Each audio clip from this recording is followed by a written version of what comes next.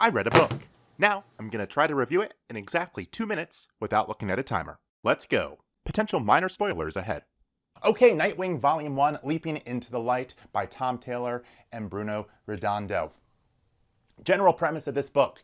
Nightwing has come into quite a bit of wealth, and he wants to put that wealth to good use. He wants to make Blüdhaven a better spot for everyone to live. He wants to lift people up. But the corrupt powers that be don't want that to happen. Meanwhile, there's another player who has appeared on the scene, who has a certain crime that they commit serially, if you will, and it's a rather gruesome crime.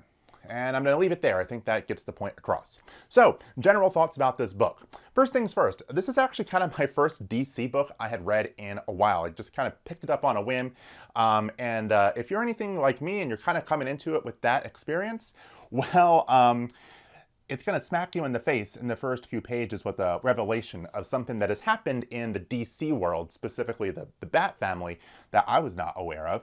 So that was quite the experience to come across that. But once I got past that, I really enjoyed this book. That part was fine. It was just surprising.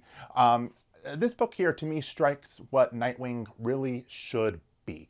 Nightwing is a character that he comes from the Bat family, so naturally he's going to have a little bit of edge to him, a little bit of some dark themes and, heavier topics that they're exploring. But Nightwing himself is... He's not Bruce. You know, he's a much more lighthearted, a much happier person, if you will.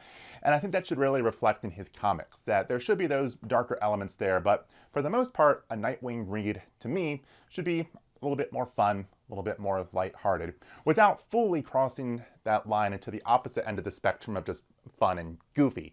It should kind of strike a nice balance. And this book absolutely does that. It's just really enjoyable to read. Yeah, I know that some people say it lacks substance here and there, which I kind of see where they're coming from with that, but I read a lot of darker, heavier stuff, so this was just a really nice pace breaker for me. The only thing is, it sucked me in, so I got the first volume here in the hardcover, and I've been reading the rest of the volumes since then in digital format. It sucked me in that much. So I guess if you're looking for just a quick one and done book, this may not be the one for you. But if you're looking for a really good Nightwing story, this is definitely it.